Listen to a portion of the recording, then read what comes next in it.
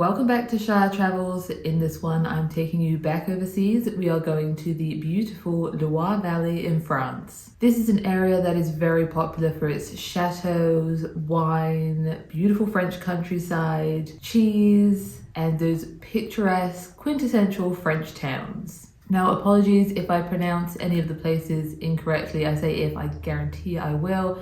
French was not my best subject at school. We decided to drive over to France from the UK. We went in one car, me, Tom, and our little one, and then my sister went in her car with her husband and her twins. All the kids were around the same age. I think they were about 1.5, which is an okay age to travel, but it was a little bit frustrating at times. Them not being able to walk, having to take prams everywhere, still working around the nap schedule. We made it work, and we also had a really good time. Because we had the little ones with us, we had so much stuff. Taking the car over was so much easier. We had prams, backpack carriers, travel cots, all of those sorts of things. It just made so much more sense to drive over rather than fly. We did this trip at the start of September. The weather was still quite nice, and it was just outside of school holidays, which meant that accommodation was much cheaper. We chose to take the Eurotunnel over, or Le Shuttle as it's more commonly known. This was really easy to book online. What you do is you book a 1-hour time slot where you want to head over. You get there and you just see whichever trains are running within that hour. They have it up kind of on a big board that this train is leaving at this time, this train is leaving at this time. There are heaps coming and going all the time.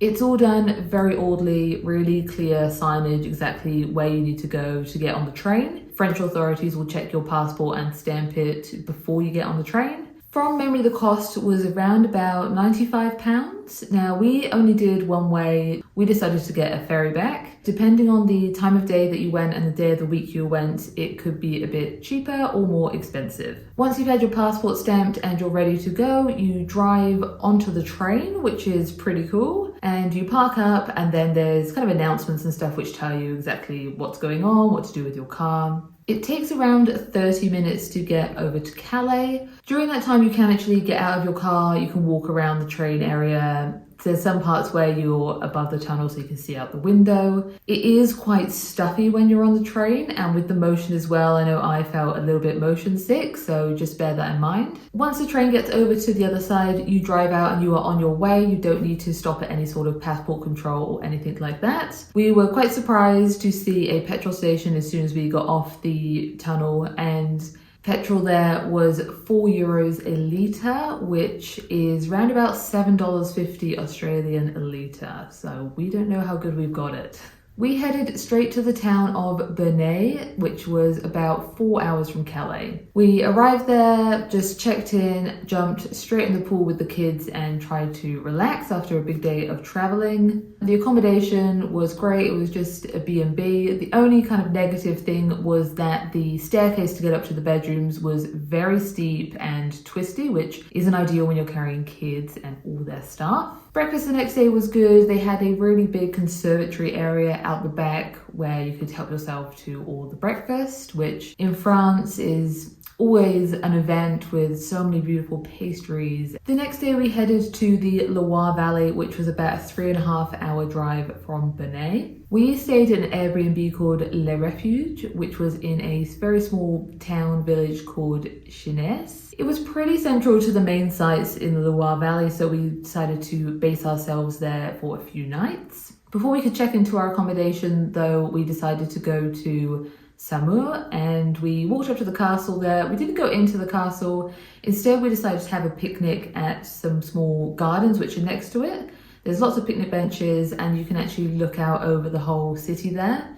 A very beautiful spot. Our accommodation at Le Refuge was fantastic. The hosts had their main house, and then the area we stayed in was just a small house next to it. It was 2-bed, 2-bathroom, small lounge area, and then a very small kitchen dining area. They also had a huge pool there that we were welcome to use at any time, with sun lounges and umbrellas. Then they had a bit out the front with a dining table so we could sit outside and eat. The only thing that was just the slightest issue was to get down from the kitchen to the lounge. It was a very small, like the smallest radiant ramp you've ever seen, but all the kids were just starting to walk, and so they were falling down that ramp every 5 minutes. Anyway, it was a lovely place to stay. So once we got there, we decided to head to the supermarket to stock up on all the lovely food and drink. Now in France, it is, and lots of places in Europe actually, it is really easy to self-cater. The food and drink you can get from the supermarket is amazing. Beautiful breads, wines, cheeses, and all for hardly any euros. Like a really nice bottle of wine there might be 5 or 10 euros. On our first full day there, we decided to do a little bit of sightseeing around some of the local towns. We went into the town of Chinon and we walked across the river and had a look there. A very beautiful town. Walking along the streets as well, it was very kind of classic French architecture, lots of turrets on buildings, very beautiful. One thing that we found quite surprising as well, that we noticed as we were driving around, was the amount of camping that was available there. Right next to main towns, main cities, tourist attractions, they would have camping areas set up there. If that's something you are looking to do, it could be a really cost-effective way to travel around. The next day was a big one. We drove out to Chateau Chambord. This was about 2 hours from our accommodation. Like most castles in France that you want to visit, this one was paid. Now, I think at some of them you can decide whether you want to pay to just go to the gardens or just go into the castle. This one, I think it was just one price for everything, although they did have additional things that you could pay for. Sometimes they have events there. I think they had an area where they have maybe like jousting or some sort of medieval riding events, those sorts of things. There wasn't anything running when we were there, so we just paid to have a look at the standard areas that were open. Now, Chateau Chambord is a very famous castle. It is huge. It's one of the most well-known in the area. We were a little underwhelmed, but I think that was just a combination of factors which all kind of compounded. The first one was the weather was pretty bad. It was raining pretty badly for most of the time that we were there. The other thing was that a lot of the castle was actually covered in scaffold, which kind of took away from being able to see the beautiful castle. Another thing as well, which might be quite obvious, castles are not the most child-friendly places. Now, we had hoped that we'd be able to take our pram into some areas, but for the most part, we just had to leave them by like the front door as we walked into areas. This wasn't ideal. It meant that we had to take absolutely everything out of our bags just to be safety conscious. We don't want to go leaving stuff in there when we would be walking away from them for a while. So that was a little bit of a hassle. Inside the castle itself though, it was very nice. They have this double staircase that goes up, which you can get on it at 2 points and walk around and you will never pass each other. It's quite confusing. If you've been there, you might know what I'm talking about.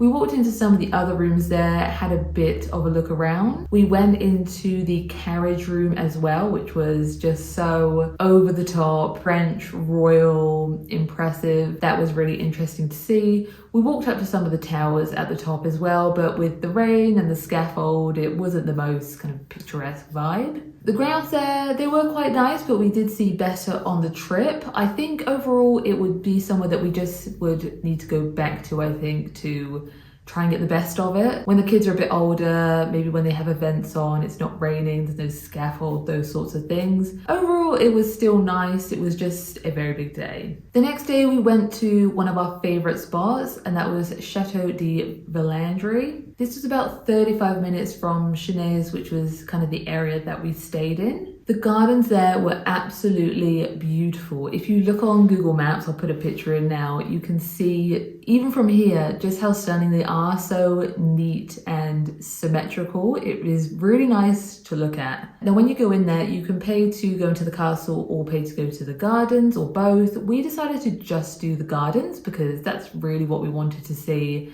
And again, we knew with the little kids, they just wouldn't be in the best environment being inside a lovely old castle. Now, when we got there, they gave us a map and they told us a route that we could do, which would be pram friendly, which was really useful. We went and did a loop all around the gardens, and then kind of opposite the chateau, up high up behind where all the main gardens are, they actually had the fanciest playground I have ever seen. Beautiful green lawns there, manicured hedges all the way around it. We let the kids try and burn off a bit of energy there. It was a really cool, interesting, very fancy spot. I like the fact that they have tried to cater for everyone in this one. A lot of the castles you go to, you just do not think child friendly. It is nice that they made a little bit of effort to try and make it a bit more family friendly. We walked around the gardens again. We went up to some of the higher vantage points around the walls closer to the castle to look down on the gardens. Even if you're not into gardens, I would recommend going and having a look. It is very impressive. We then decided to have lunch at a place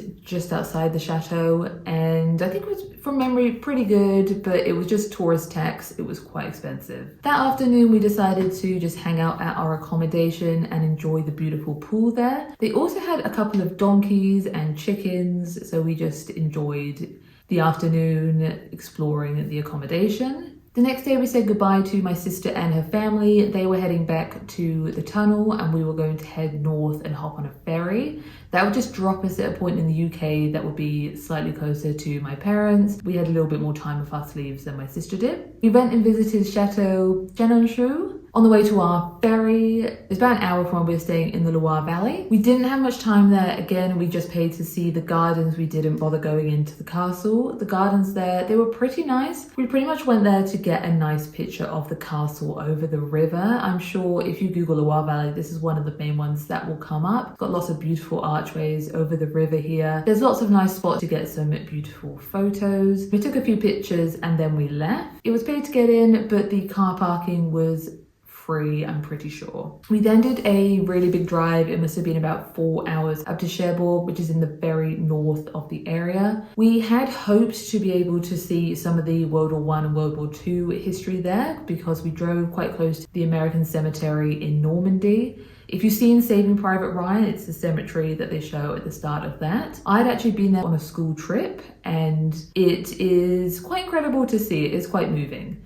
Unfortunately, we didn't have time to go there. It's not too far from the UK. If we go back again, I think we could spend a week or two just exploring some of those World War I and World War II sites. We went straight up to Cherbourg. We just stayed in an Airbnb, which was basically just a bedroom unit in someone's garden. Perfectly fine, nice and cheap. We could walk into the little town there. The town there was nice enough, but if you picked me up and dropped me there and said, "Where am I?" I'd say I am in England. It was very much catered to English tourists. You did not feel like you were in France at all. Make of that what you will. The next day we hopped on the ferry. I think it was around about £120, so that included a car, and then we also got a cabin. We knew we'd have to manage the little one's naps, so we just thought, let's just get a cabin, that'll be much easier. Now, one thing that was a little bit strange, when we were over in the Loire Valley, the Queen actually died, and when we got onto the ferry, they had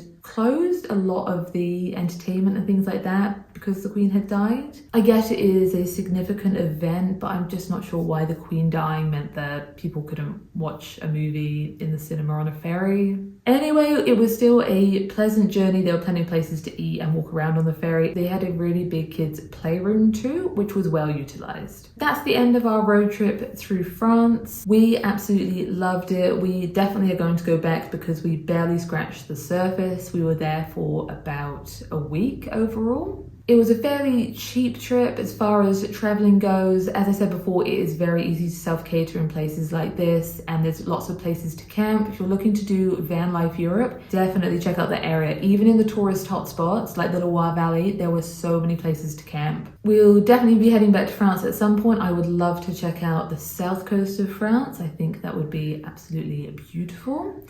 If you have liked this video, make sure you like and subscribe to follow along with the adventure, and I will see you in the next one.